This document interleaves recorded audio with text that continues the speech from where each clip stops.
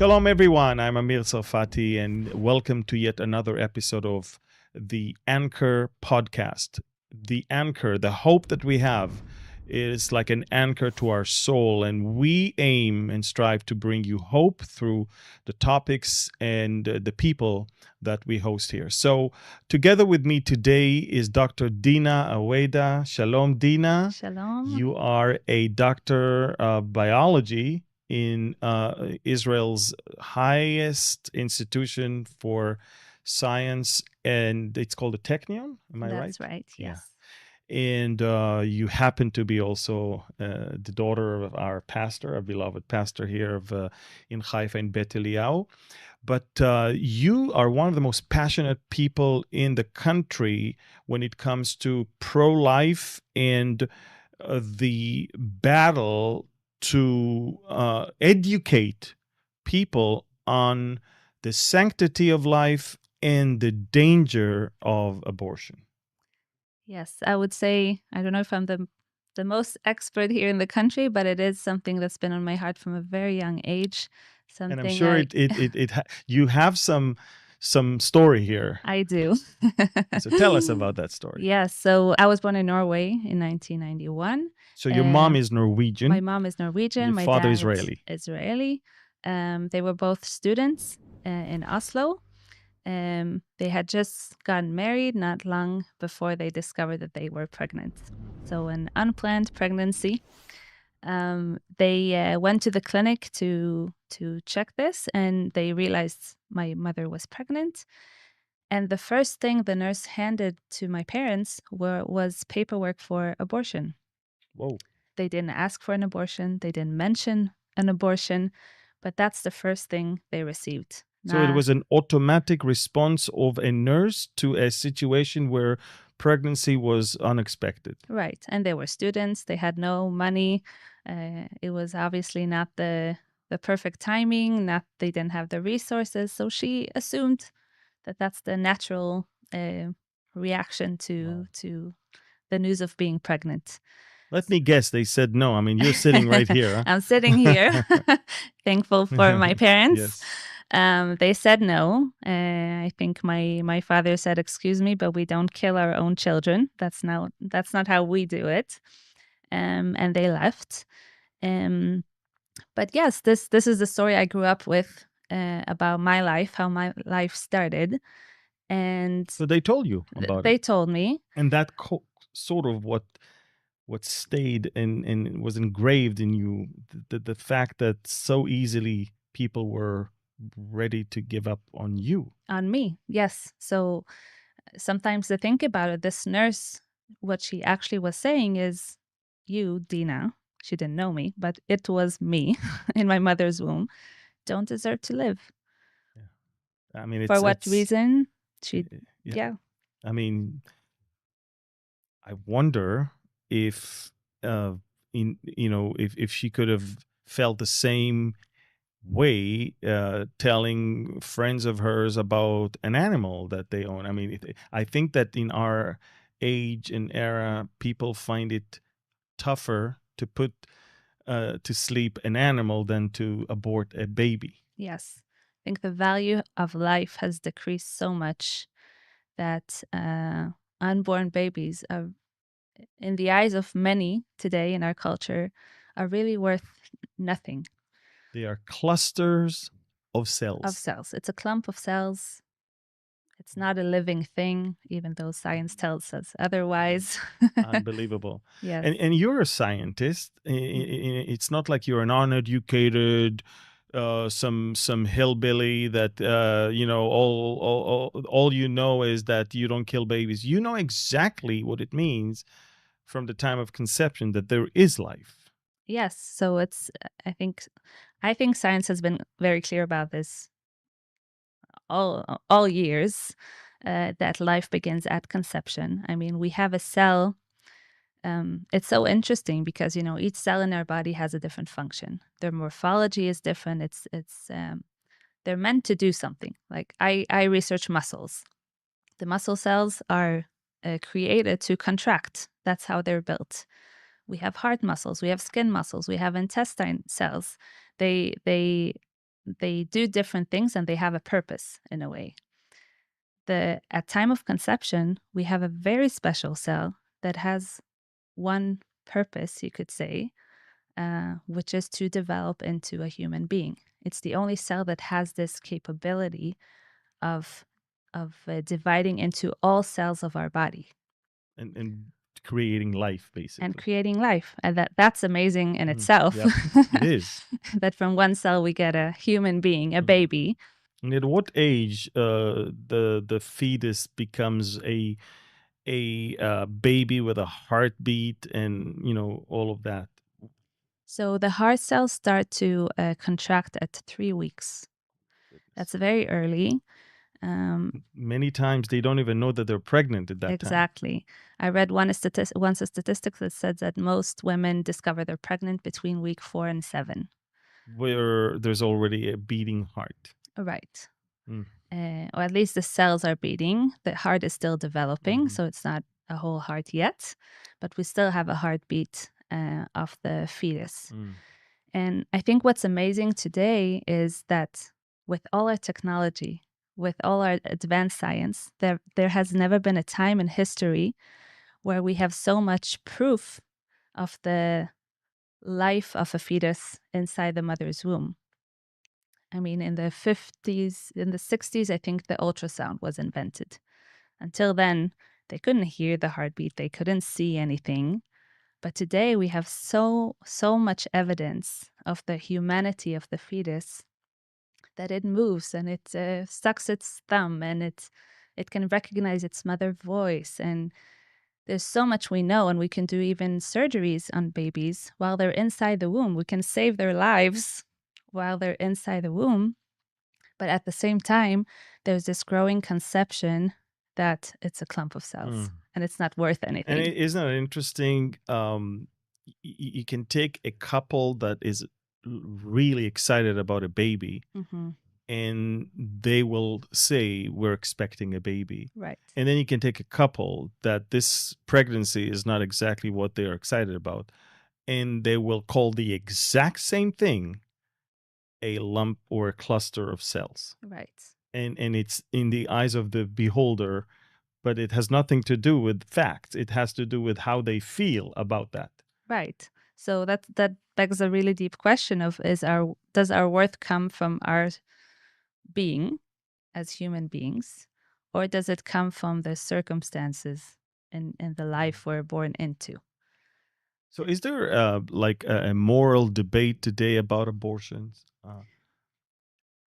I think that it has sort of disappeared. I would say years ago, and not that long ago, you could sit two people with different opinions and they would have a real discussion about whether abortion is a moral thing to do or not. And you would have pros and cons for each side of the debate.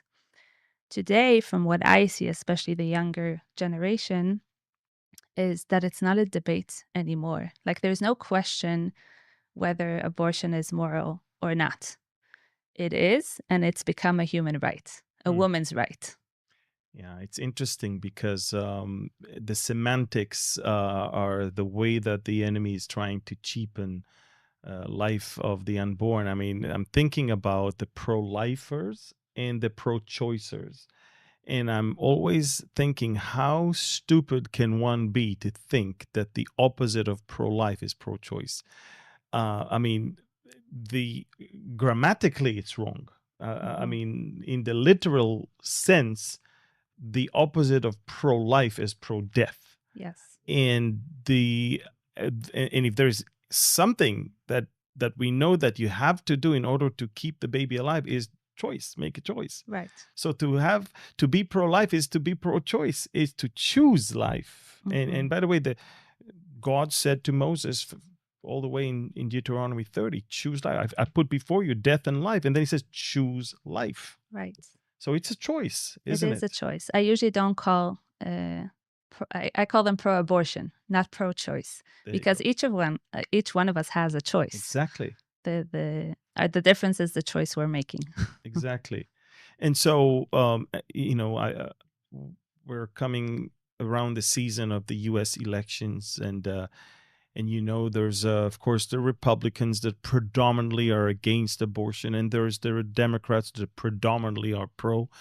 But then there's the independents, and I found it very interesting that on the financial side and in the economy, they are leaning towards the Republicans. But when it comes to abortion, God forbid, it is something that they want to continue and keep on going. It seems like it is bigger than we can even imagine. The will of people to hold on to that option of eliminating life of the unborn, yet not having to feel guilty about it because it's legal. Right. I think first of all, it's important to say that having a baby is not easy. So we do have a choice. It doesn't make it, even though we believe there's a right choice, which is life, it doesn't necessarily make it an easy choice. Raising a baby, the finances. I know from my parents, they had to sacrifice a lot to have me. But also making the baby is a choice. That's also a choice. So that's what I always say about my body, my choice. That is true, but you also have a choice regarding your body before the baby comes. Exactly. And nobody talks about that. Exactly. And I think that we have to acknowledge that pregnancy can be hard. Having a baby can be hard. Therefore, I'm all for talking about against abortions, but also I think we should create a society where it's safe to have babies, where the choice wouldn't be that hard. So how do we as a community help the people around us who might need financial help right now so they could have their baby? So it's not just talking about the idea, but practically helping these people. Or if they can't keep the baby, have an alternative for them and yet still keep the baby alive. Right, like adoption. Exactly. Today, people don't even talk about adoption. It's either abort the baby or keep it. But we do have the option of adoption where you don't have to kill the baby. You can give him the life he deserves as a human being. And it would be with someone else that can love him better, who can give him what he needs. But I would say generally, I feel like this generation is a bit about having a comfortable life. Having a baby is difficult. Having difficult conversation is difficult. People don't even like to discuss things with people who don't agree with them. We also see that. So I think there's this trend of anything that could make my life harder, maybe I can eliminate that. So I can be in my comfort zone, what I'm good with, but what I like, what makes me happy. And we sort of want to take away hardships and challenges and struggles we have in our lives. So I believe that's part of why abortion has become so normal. So again, it's not even a discussion of whether it's moral or not. It's an option. Worst case, I abort the baby. You're an activist when it comes to, working with organizations in Israel that are pro-life and writing as often as you can online about this topic. I would like to read to you and one of the most courageous speeches in history was given by a 4'11" in a Catholic nun at the National Prayer Breakfast in 1994. Bill Clinton was the president, full-blown Democrat, full-blown pro-abortion. The speaker was Mother Teresa, and to her right was the Clintons, to her left were the Gores. And I want to sound what she said, okay? It is really a war against the child, a direct killing of the innocent child, murder by the mother herself. And if we accept that the mother can kill even her own child, how can we tell other people not to kill one another? How do we persuade a woman not to have an abortion? As always, we must pursue her with love, and we remind ourselves that love means to be willing to give until it hurts. By abortion, the mother does not learn to love, but kills even her own child to solve her problems. And by abortion, the father is told that he does not have to take any responsibility at all for the child. He has brought into the world that so that father is likely to put other women into the same trouble. So abortion just leads to more abortion. Any country that accepts abortion is not teaching its people to love one another, but to use any violence to get what they want. This is why the greatest destroyer of love and peace is abortion. So, as Mother Teresa said in 1994, we need to help the mother reach that decision. Yes. And find out that love sometimes hurts, but it is by far the most important thing.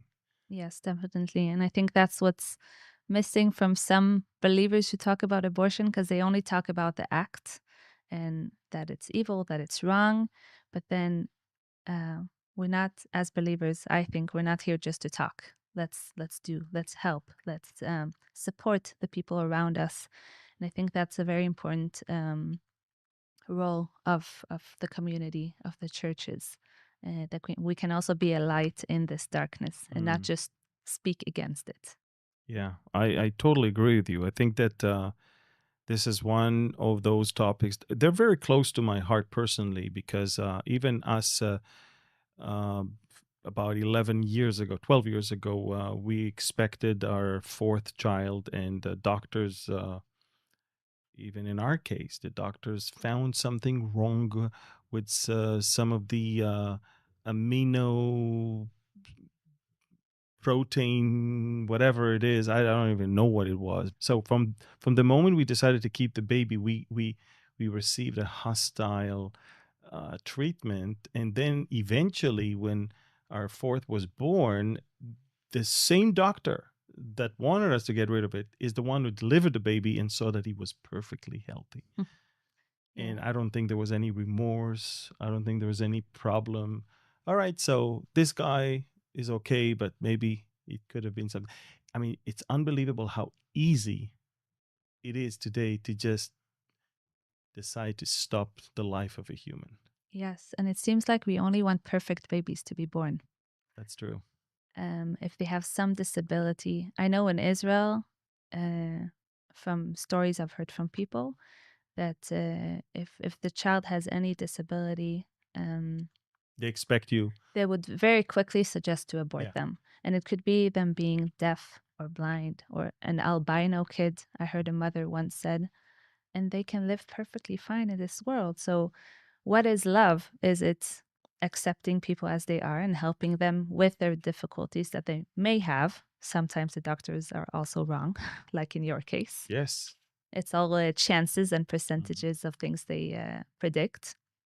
So is killing them more loving than being there for them in their struggles that they might have? You allured earlier when we talked before the podcast, you said that it is much deeper than just abortion. You said abortion is just one facade of a greater revolution that this world has gone through or is still going through. What is it? Yes, I think in the 60s, we had the sexual revolution that took place, or sexual liberation, some people called it. And it was actually challenging the whole view of the traditional marriage, sexuality, Gender, gender, everything. homosexuality. And after that, we can see with time what happened is that many things that were considered immoral not only became moral, but we see them as good now, Preferred even in even some preferred cases. in some cases. So it has normalized abortions and pornography and homosexuality, the pill, and all kinds of things that started with the sexual revolution that was meant to give more freedom to people. But it was more freedom for what? To just have fun. Exactly. It was To not do what you freedom want. to be hardworking people, freedom to be more loving or more caring. It's literally, I mean, those are the days of drugs, sex, and rock and roll. I mean, Exactly. it was that they wanted to do without consequences. Right. And that's exactly what abortion is, right? Mm. You don't deal with the consequences of what happened and the baby that was created. Mm. So I think I think abortion is a byproduct of something much deeper in our society, which is how we view relationships and marriage. It is. It is amazing. I'm always thinking about how much money and effort governments take to protect life. I mean, literally, we build militaries to supposedly protect life. Mhm. We build educational systems, health systems.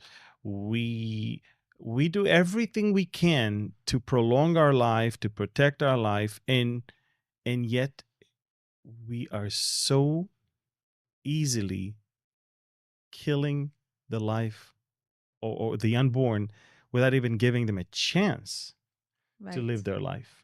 Our society is pro-life in its Exactly. basics, let's say. Exactly. That's what I'm saying. We It's all about staying alive. Yes. Right. And our society is based on Judeo-Christian values, basically biblical values. I mean, we have laws against murder, against rape, against theft, against anything that hurts human beings.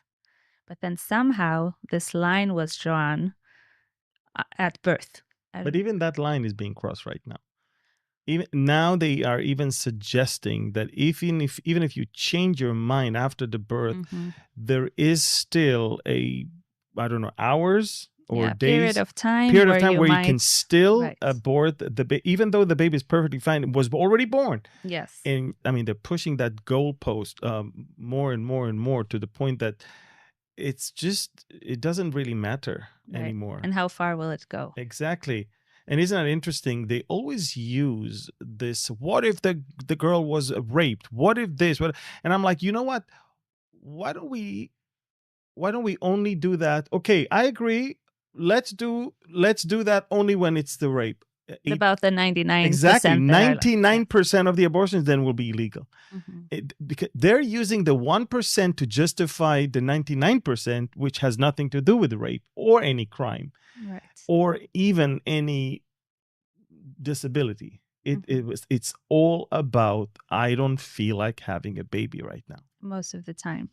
Or they do have some struggles, but again, it's financial struggles, right, it's stuff like that. It's not like the baby itself has a problem. So maybe instead of investing money in the abortion clinics, we can use that money to help women who are pregnant with their babies. Absolutely.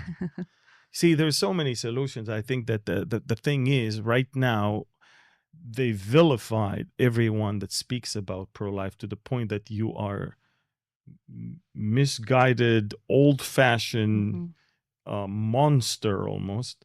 And again, a sign of freedom, liberation, liberal lifestyle, and progression. Abortion is part of that. Right. And I find it horrific that killing a human being is actually a token of liberation. Yes. If you're pro-life, you're against women. But that's what they say. But what I say, no, I'm very much pro-women. And it starts with me wanting them to be born. Yeah, absolutely. Right? Our women's right doesn't start when we're 18. They start at the time of conception. Exactly. 50% of all the abortions are women, are girls. Yeah. And I think it's very diabolic to call killing something that makes you feel good and give you better life. This is by itself diabolic. Right. I mean, if killing just for the sake of feeling better and having easier life, that's satanic. Literally satanic.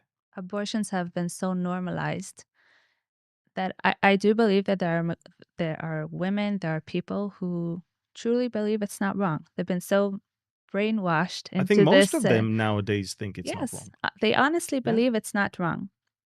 But I find it hard to believe any woman who has been through an abortion, if she really thinks about what happened, I find it hard to believe that it doesn't do something that she can really feel 100% okay with that. Actually, a few years ago, I met a guy. He was in his 40s, 50s. And he told me that when he was young, his girlfriend got pregnant. He wasn't a believer back then. They had an abortion. And he said, today, 20, 30 years later, I am crying over my son or daughter that I lost. I didn't realize it back then, but today Because I know. when you have the Holy Spirit, then you have the Spirit of God in you, and the value of life now is just exploding in you. Because that's the heart of God. Yeah. God told us choose life. Right. God, demands payment for anyone that is killing. I mean, in other words, killing is such a bad thing. And it's very interesting because even when God told the Israelites to get rid of specific people, it was because they were killing. It was because they were worshiping gods that demanded human sacrifices. And so it's I'm thinking, here we are, it's 2024, and it seems like if I was God and I had to judge the world for one of the most important things that would be in the top of the list is for the shedding of so much innocent blood. I think it's one of the greatest tragedies of Exactly. of today's culture. Yeah. And I'm looking at least in the case of Jeremiah the prophet, where he acknowledged in the first chapter that God actually anointed him and blessed him and called him to be a prophet while he was still in his mother's womb. Right. That tells you that while a baby is in his mother's womb, God already has a plan for him. God already has a whole book of life for him.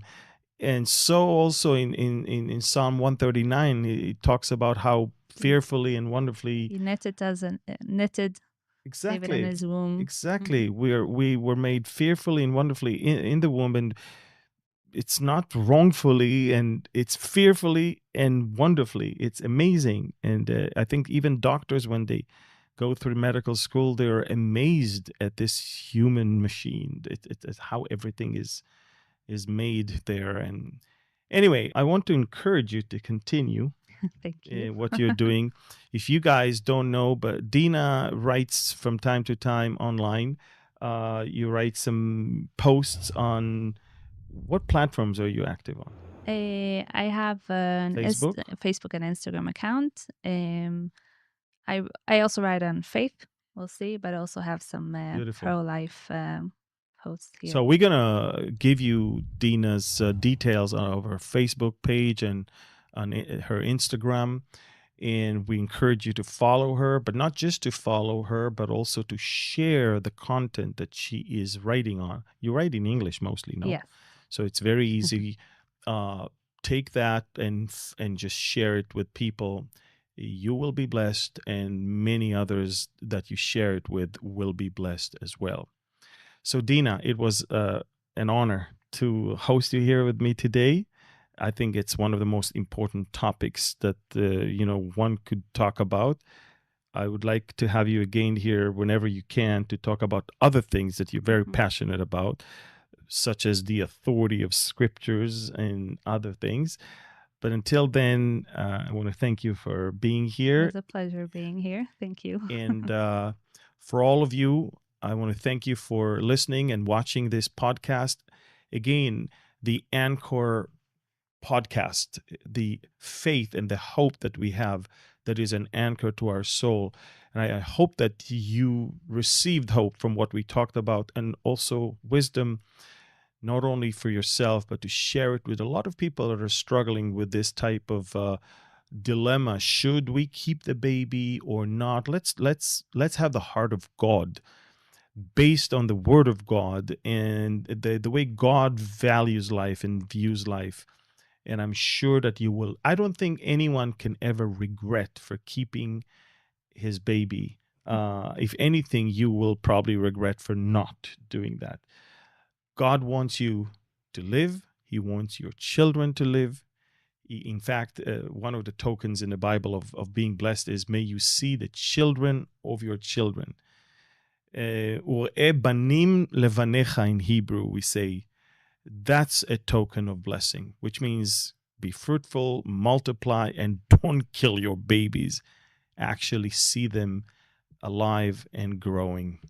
So thank you again for watching, and again, follow Dina on social media. Thank you, and I want to say goodbye from Connect in Galilee. Thank you, and God bless you. Shalom.